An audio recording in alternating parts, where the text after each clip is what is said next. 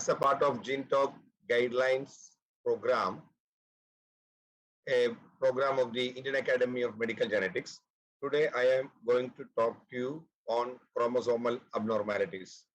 I am Dr. Sankar, Professor of Pediatrics and Geneticist in Department of Pediatrics and in charge of Genetic Clinic in Government Medical College, Thiruvananthapuram. So first, what is the learning objective of this session? Learning objective of this session to understand various chromosomal abnormalities and its importance in clinical practice. So before going to the chromosomal abnormalities as a whole, everybody should understand what are the different types of genetic disorders. So as you know, in every cell, there is a nucleus. Inside the nucleus, we are having a genome, which is our DNA content, which is arranged in 23 pairs of the chromosome. So 23 pairs of the chromosome, which will be unwinding, finally will go into a DNA. So when there is a change in the chromosome, we will call it as a chromosomal disorders like Down syndrome or Turner syndrome. So when chromosomes are normal, but there is some change in the DNA content, we will call it as a monogenic disorders like thalassemia, DMD or achondroplasia, etc. Some conditions, there will be a genetic contribution. Above that, there will be some lifestyle or vitamin deficiency or some other things which will cause malformations like malformations, polygenic disorders, etc. Then there is a genetic content apart from the nucleus in the mitochondria. Mutations in this mitochondria will call the mitochondrial disorders, and somatic cell genetic disorders are basically cancers due to mutations in the somatic cells. All others we have discussed are in the gonadal or germ cells. So in general, these are the genetic disorders. In rest of the talk, I am going to discuss only about the chromosomal disorders or chromosomal abnormalities. What are the different types of abnormalities? What is the clinical importance? What are the different tests you will do for chromosomal abnormalities? So if you see the chromosomal abnormalities in general, there are two types of abnormalities: numerical abnormalities and structural abnormalities. Numerical abnormalities are there is an increase or decrease in the number of the chromosomes. That is, as you know, everybody is having 22 autosomes and 2 sex chromosomes. So totally 23 pairs of the chromosome, 46 chromosome. When there is extra number, that is one of the chromosome is 3 copies, there will be total 47 chromosomes will be there. That situation we will call it as a trisomy. When there is one chromosome is lost, there will be 45 chromosome, we will call it as a monosomy. And both together, this addition or less in the number of chromosome, we will call it as aneuploidies. Classical example of trisomy or aneuploidy is trisomy 21, trisomy 21 otherwise called Down syndrome, trisomy 18 otherwise called Edwards syndrome, trisomy 13 otherwise called Pachavo syndrome. Whereas monosomy, the classical example is Turner syndrome, where there is 45X, one of the sex chromosome is lost, or there is 47XXY, which is also another trisomy. Polyploidy means multiple number of the entire set is extra. For example, we are having 2 pairs, 43. Instead of that, there will be 3 pairs, 69 chromosomes will be there. This polyploidy is non-compatible with life. This polyploidy is usually seen in the abortus material or trophoblastic disease, gestational trophoblastic disease. In the other part of the story, there is a structural abnormalities of the chromosome where total number of the chromosome may not be changed. That is, if there is 46 chromosomes are there, 46 chromosomes are there, but part of one chromosome is deleted or duplicated. That means part of the 4th chromosome P arm is deleted or Q arm is deleted, something like that. Duplication, some area is duplicate.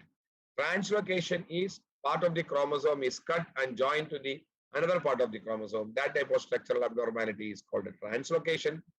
Inversion is the orientation is changed, which can be pericentric inversion, when we will call it as a including centromere, or paracentric inversion is one side of the centromere. Ring chromosome is both the telomeres are joined to form a ring. Isochromosome, one short arm or long arm is lost and other arm is duplicated.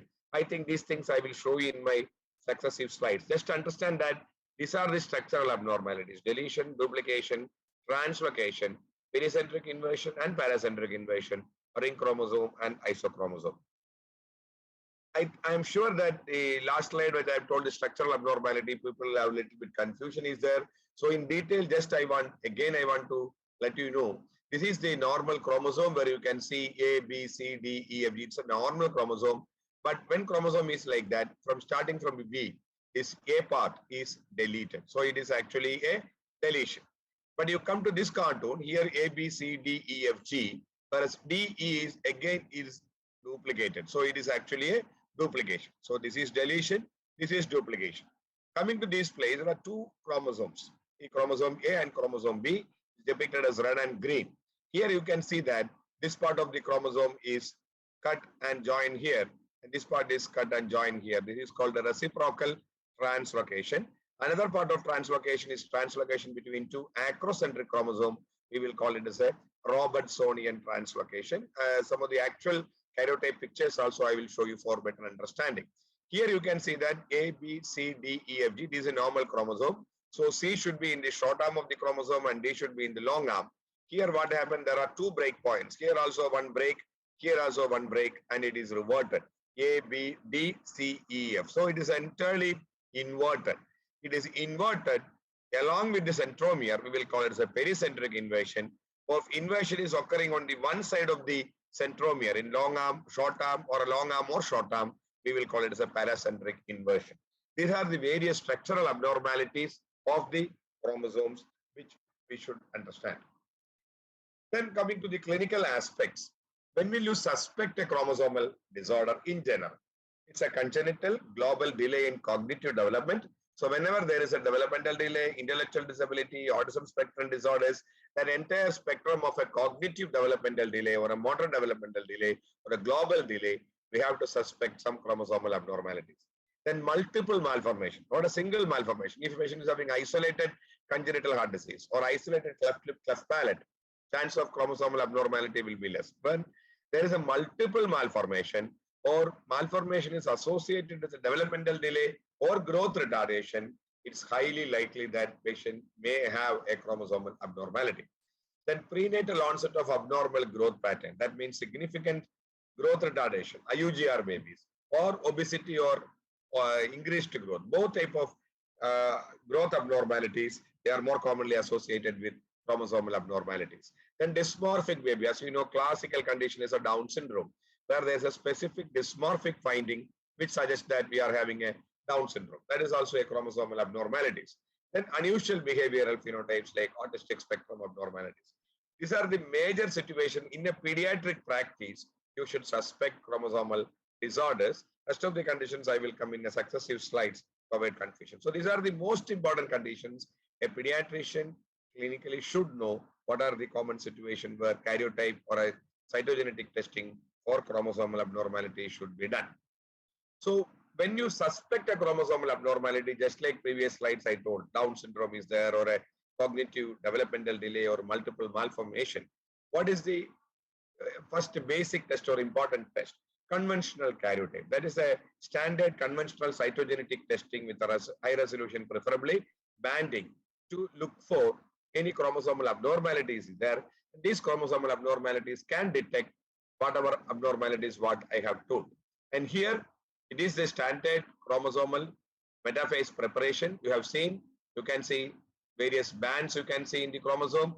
Depending upon the band, size, and position of the centromere, you can identify the chromosomes, and we will arrange chromosome depending upon the number as well as the standard thing, which we will call it as a karyotype. And is high resolution GTG banded. Resolution is 3 to 5 MB. So it is not having a very high resolution. Small deletions and duplications cannot be identified. That has to be done by a high resolution technique, which I will come to that later. And another important problem is it always requires a dividing cells, because it is a dividing cells. We have to arrest in the metaphase. So we cannot do from the after 10 days or 15 days or 20 days, or from a non-dividing cells or a alive cells, we cannot do karyotype. And minimum time required is 10 to 14 days. It is not an immediate testing. Within 1 or 2 days, you will get the results. So when you are sending for a karyotype, what are the samples you should send? Because most of the clinicians will be sending to some lab. So it is a venous blood. Simple venous blood is required. Anticoagulant used is heparin anticoagulant we will use, Quantity is 2 ml is required. No special precautions. Storage is 2 to 4 degrees centigrade.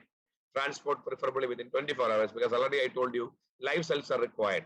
So if you send very much delayed, the dead cells, we cannot do the karyotype. So it should reach a lab which doing karyotype within 24 hours. And anticoagulant is very important because people will use various types of anticoagulant for various tests.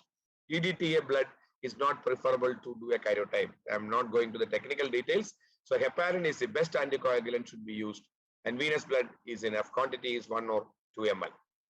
It is the chromosomal preparation, which I am not going to the detail for a clinician, and time also not permits me.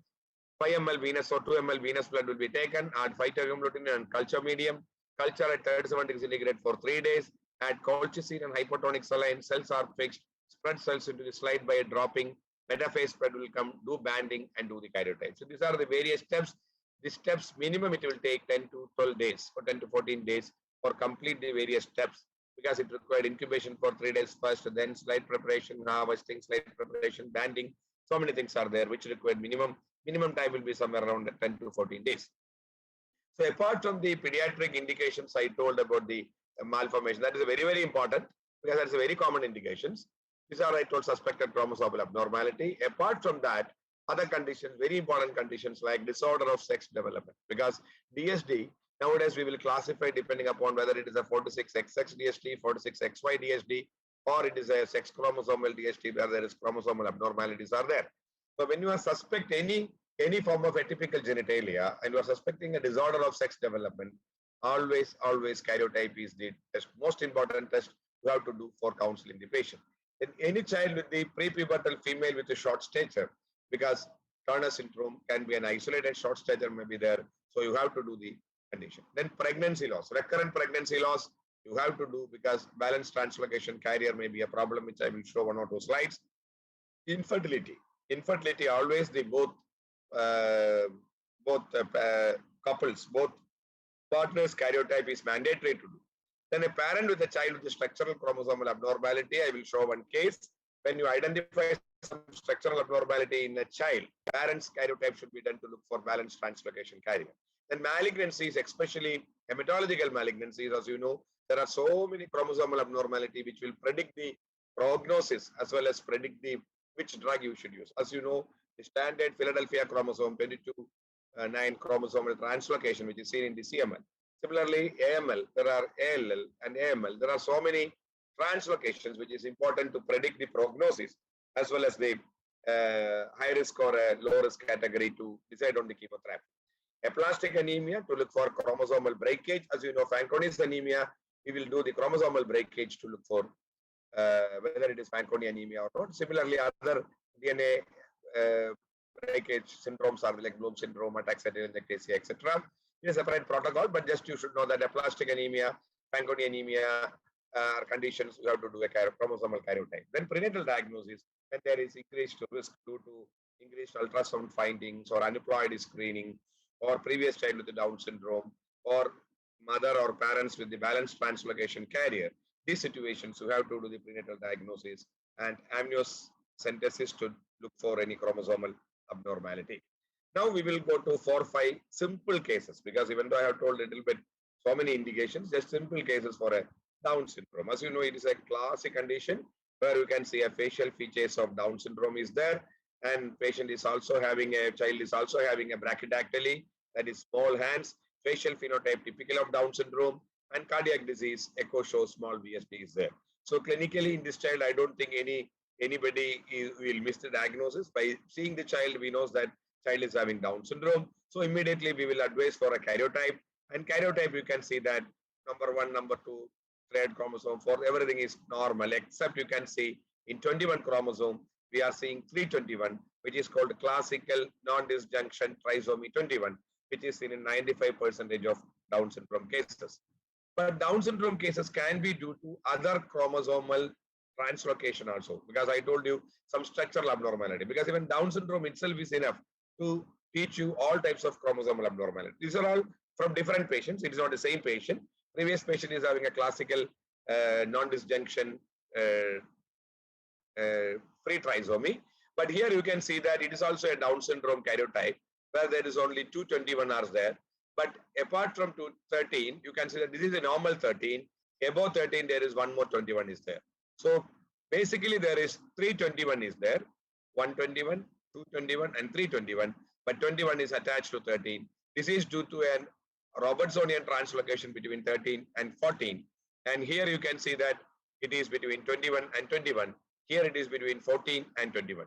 So these are all translocation type of Down syndrome, 13, 21, 14, 21, 21, 21. All are between acrocentric chromosome, which is much more common than other translocation, which is called Robertsonian translocation. This type of situation, always parental karyotype should be done, because previous slide also I told, when there is structural abnormality in a child with Down syndrome or any other abnormality, then immediately parental karyotype should be done to look for balanced translocation carrier. It is an extremely rare type of situation. Just for a interest sake, I have told, here it is a ring chromosome 21. Basically, you can see that this is 121, this is 121, this is 121. This type of translocation 21, both telomeres have joined to form a ring 21, which is extremely rare. But this is also a classical phenotype of Down syndrome. All these previous patient and these 4 patients, you cannot differentiate by seeing the child what type of karyotype child is having. Only by doing the karyotype abnormality, you can identify what is the karyotypic abnormality, counsel accordingly. This is just to show this patient's fluorescent in situ hybridization. You can see that 321 is there. 321 means 3 signals are there, 3 green signals, which shows that child is having 321.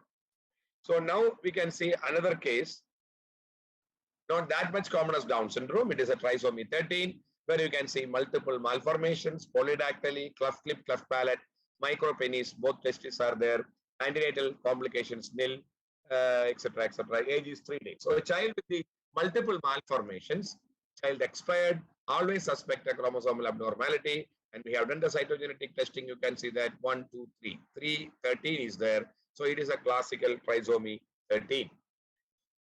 Here you see first child normal, second child Turner syndrome, younger marriage, 10-year-old girl, height is 117 centimeters. So 10-year-old girl, 117 centimeters, significant short stature, growth retardation, born age is only 8 years, widely spaced nipple, no facial dysmorphism, cubitus valgus. So these are the 2 phenotypic features.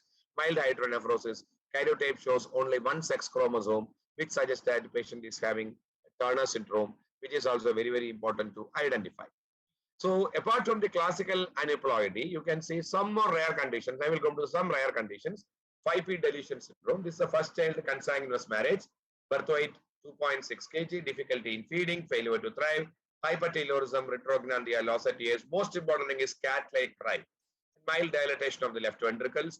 Phenotype cannot identify perfectly what is the disease, but definitely patient is having significant failure to thrive, some malformation, dysmorphism, and we have done the karyotype, and karyotype has been identified that 5p chromosome, that is short arm of the 5th chromosome, there is some part is deleted. So it is actually a structural abnormality involving the 5p chromosome, but this structural abnormality can be identified by the conventional karyotype, since it is a significant bigger structural abnormality, and this child always parental karyotype is required.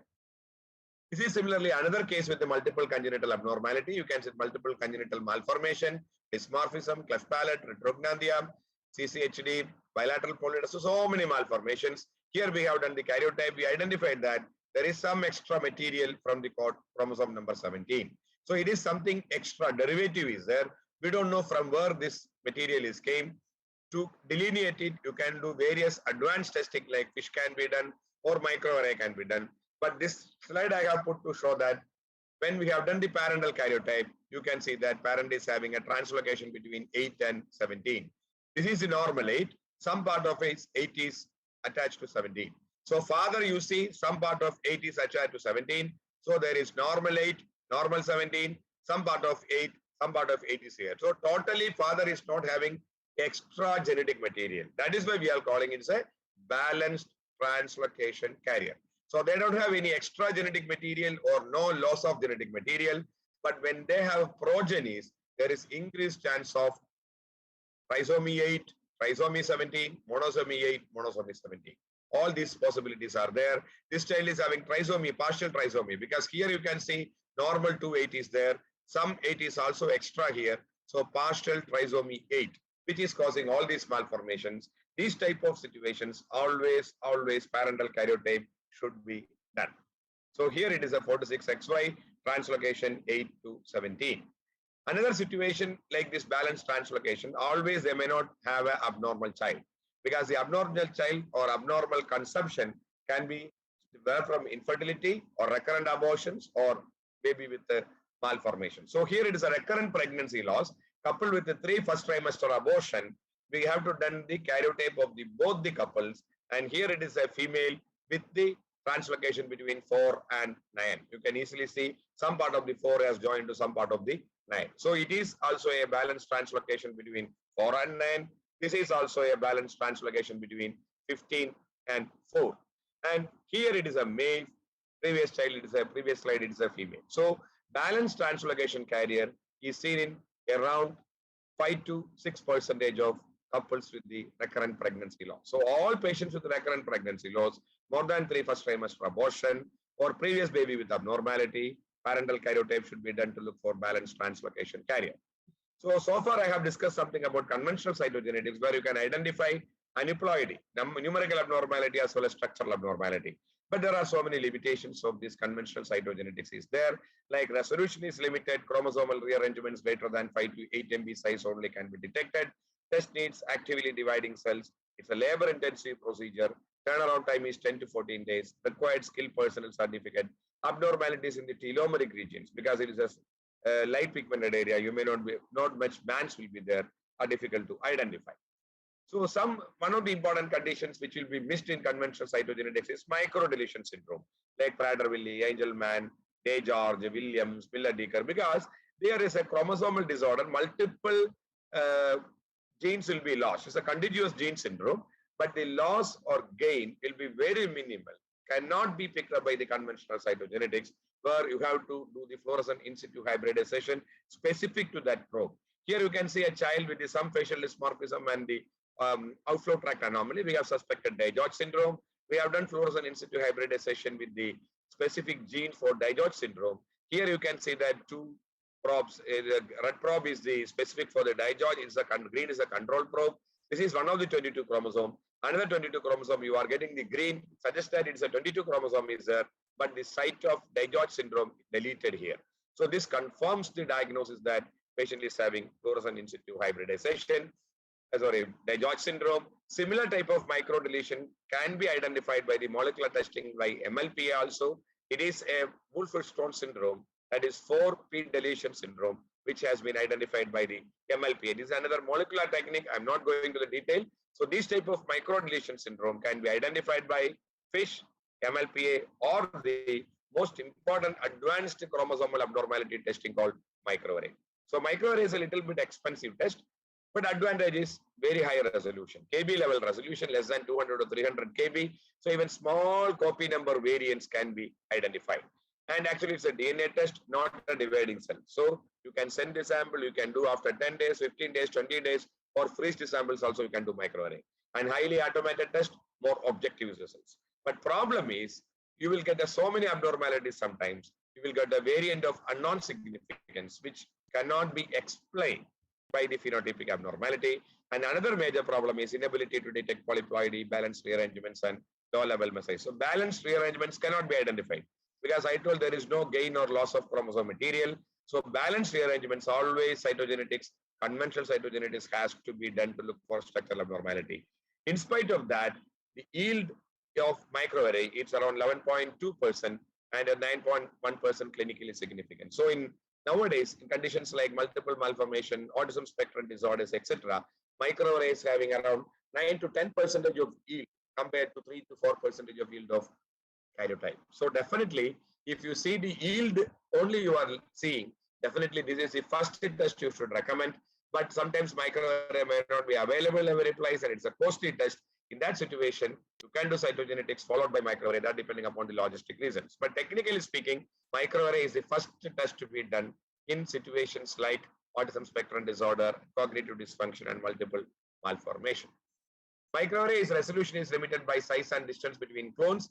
There are various types of microarray, back array, oligonucleotide array, and SNP array. I'm not going to the details. SNP array is a very advanced array. where you can identify even by single nucleotide polymorphism based variations can be identified. So microarray can be done in two situations. One is when you got a karyotype like this, when there is an extra material is there, from where this material goes. Here you have got a derivative chromosome. It may be a duplication, it may be some other part of the chromosome, but microarray report shows duplication observed in XQ21232 to Q24. So it confirms that it is an X chromosome duplication, and in all the tests also we will be able to identify microarray. Another situation is already I told you, in a situation where karyotype is normal, still you are suspecting some copy number variants like autism spectrum disorder, intellectual disability, etc. You can do microarray, or in a resource, not a resource constraint setting or resource risk situation, as a first diagnostic test also you can do microarray. So just to show about the another molecular type test like MFISH or etc. It is similarly a 13, some extra material is there. You can do microarray in this patient to look for where it is at.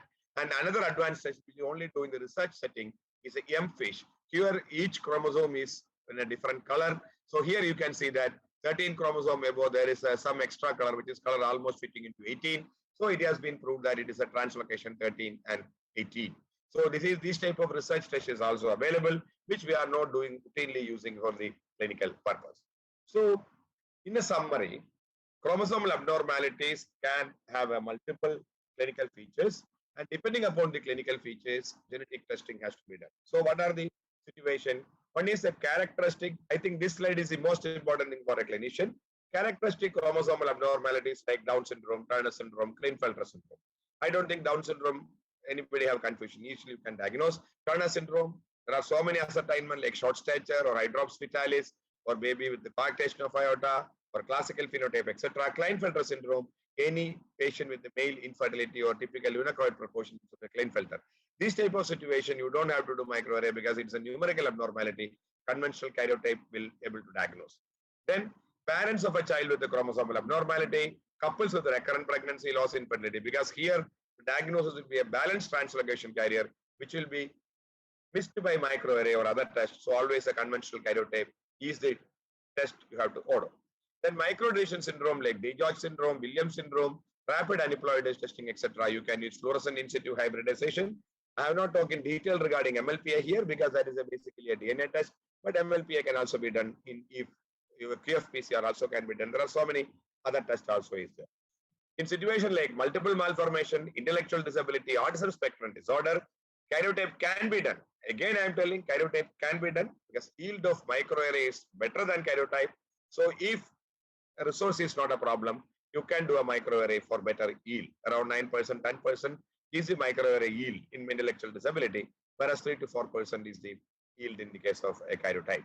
So these are the different genetic testing you should do in various clinical situations. So this one slide summarizes what are the important situations you suspect the chromosomal abnormality and what are the rational tests. Other indications like DSD, you have to do a conventional karyotype, XX or XY, we have to look for their conventional karyotype. Similarly, aplastic anemia, DNA breakage, always you have to do conventional karyotype only. And these are the special situations where conventional karyotype will help you. Thank you very much for patient listening. I have tried to cover the various chromosomal abnormality, its clinical significance, and what is the type of test used in each situation. Thank you for patient listening. Thank you. Thank you very much.